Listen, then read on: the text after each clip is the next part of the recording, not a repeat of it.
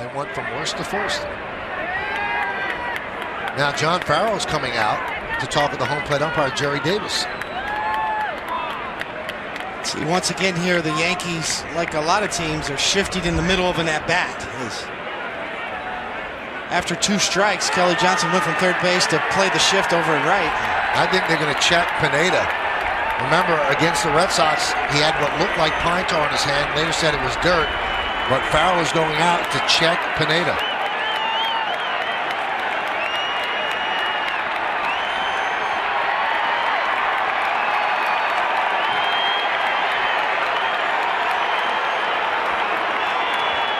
Now they're checking his back.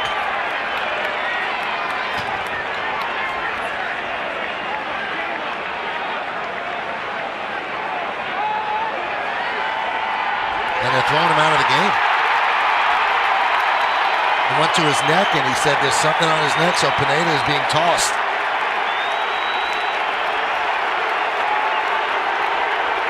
Now Farrell did not check it last time when Clay Buchholz was the opposing pitcher. This time he does, and Pineda gets thrown out of the game.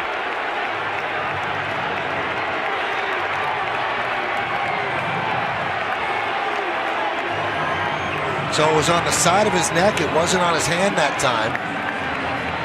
And Jerry Davis checked it out and said, "You're gone." Well, that's the rule. And not to go on a rant here, but it's the rule, and it's illegal. You break the rule. You're not supposed to have any foreign substance. If you do, but you know, my position on that has been that I think the reason why, Michael, the reluctance of a John Farrell or anybody else is that many pitchers use something periodically through their career. I'm not saying every game, to get a better grip, and I still don't understand that rule as to why that's a bad thing for a pitcher to have a better grip. We're not talking about altering the flight or the integrity of a pitch based on something that'll enable a pitcher to have the ball slip out of his hand, thus a grease pitch or a spitball. That's why there's a rosin bag. Rosin bag is useless. David, I don't know if you used it. In cold weather, it's powder. So you have a rosin bag on the mound to help a guy get a better grip. But yet, you're not supposed to have better grip. Well, you started off what you said by saying it's against the Christian Yelich comes up. Talking with Dan Jennings about him prior to the game today. He said, look, this is the first adversity this kid has ever faced as a player. Skyrocketed through the minors after dominating as a high school player, early draft pick. Had a good season last year as a rookie. But hitting just 178 coming into this one. Dan Jennings out there asking Jordan Baker to go down and talk with the crew chief Paul Emmel about something. Oh boy. Is he calling out his substance on Brian Mattis's arm? Like we saw Will Smith thrown out for a couple of days ago in Milwaukee. Like we saw Michael Pineda suspended for last year in New York. Buck Showalter comes to see.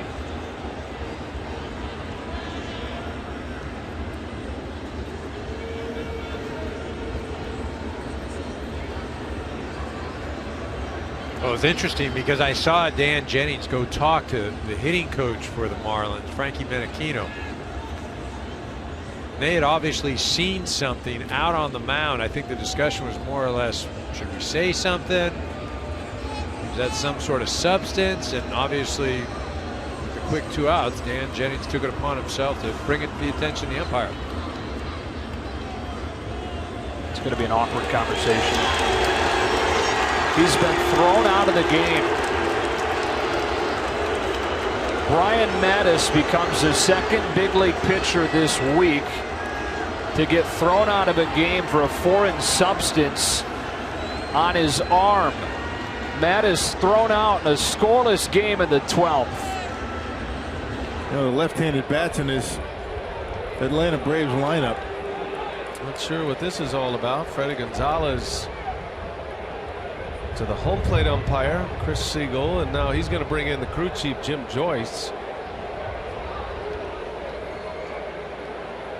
This is a curious development here. The home plate umpire is asking Jim Joyce something. And Jim Joyce is directing his attention to Will Smith. Checking his glove, and he's been thrown out. Will Smith has been ejected. A foreign substance on the glove.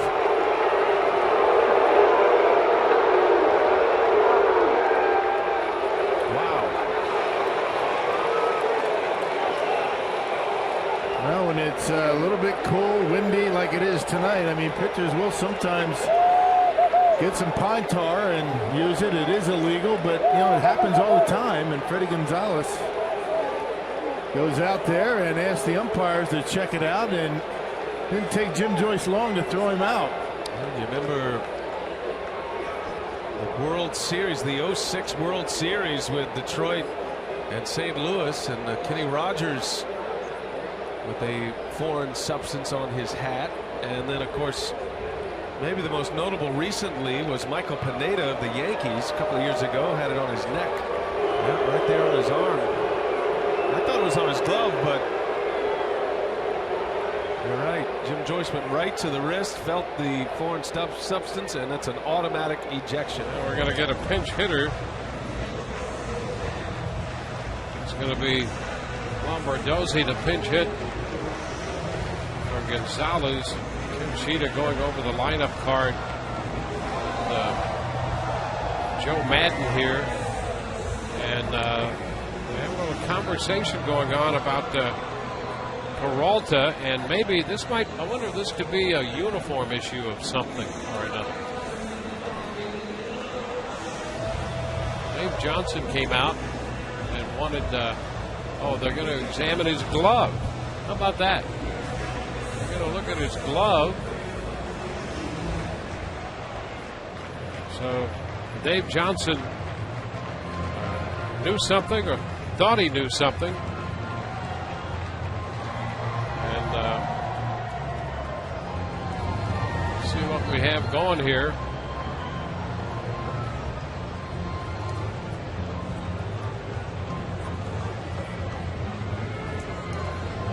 This is starting to be a little longer than you would think the Rays would like here.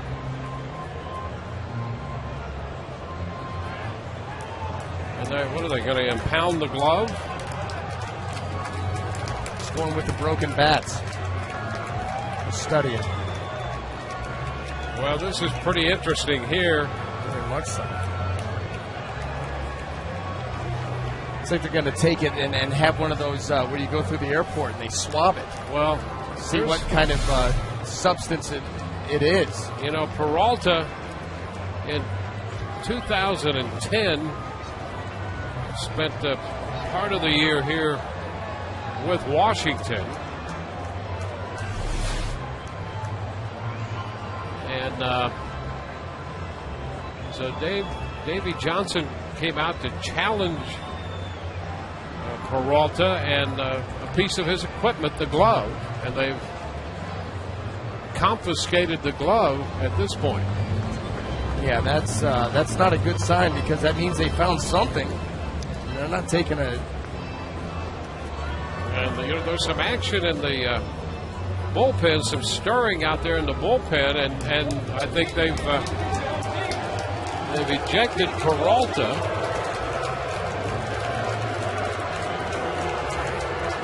And Peralta's not going to be allowed to pitch here.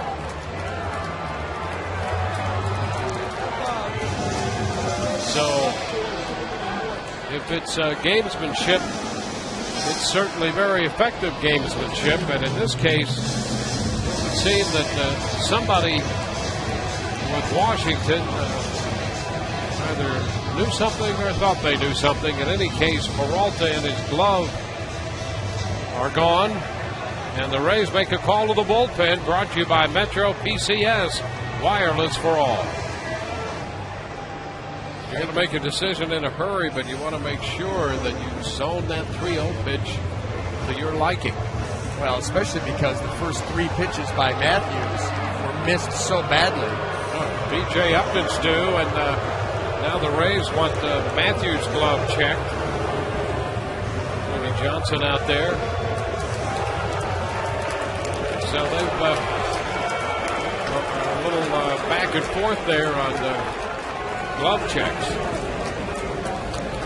And that's the kind of thing that does create some friction. Oh, yeah, you can feel it. You can feel it right now. You can chew on some glass right now. Uh-oh. Uh-oh. That's gone. And now the Royals have the 1-run lead.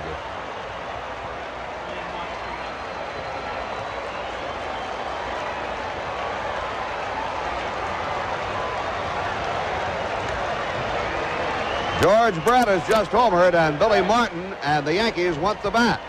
Look at Martin. Well, what they're talking about, Frank, is that he's got too much pine tar, and you've got to have a certain amount of distance from the trademark of the bat and the pine tar. And Nettles is leaving the field as if the game is over.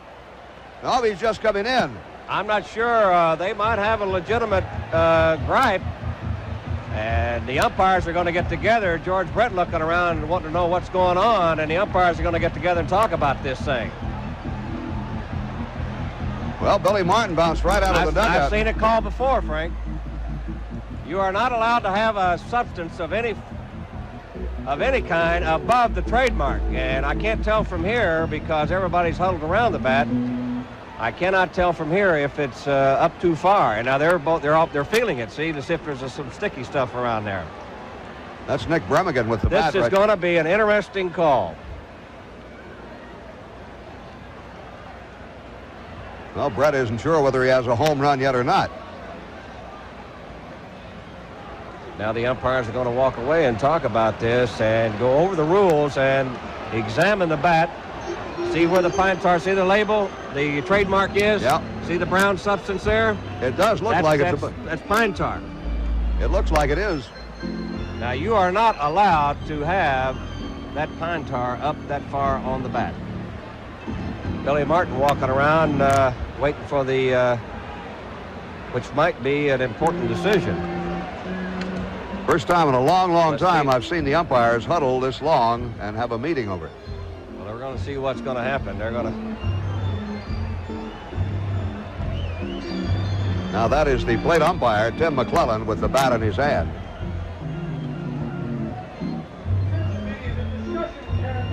Now they're going to measure it across home plate. Well, I've never seen this. I never have either. I don't know what they're measuring. They might be going to call George Brett out. Well, the Yankees win. He's out. Yes, sir. Brett is out. Look at this. Brett is out. And he's steaming mad. He is out and having to be forcibly restrained from hitting plate umpire Tim McClellan. And the Yankees have won the ball game 4-3. Brett is called out for using an illegal bat or with the illegal substance on the bat.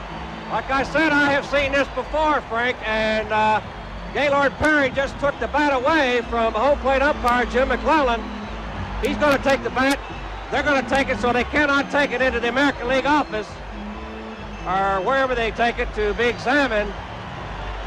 Well, a Yankees security person and one of the umpires quickly are chasing whoever has the bat. Jose Martinez is holding Brett. Bobby, I've never seen this in my life. Well, I've seen players called out for using an illegal bat, but never so an important hit by a home run and then been called out to put the Royals ahead.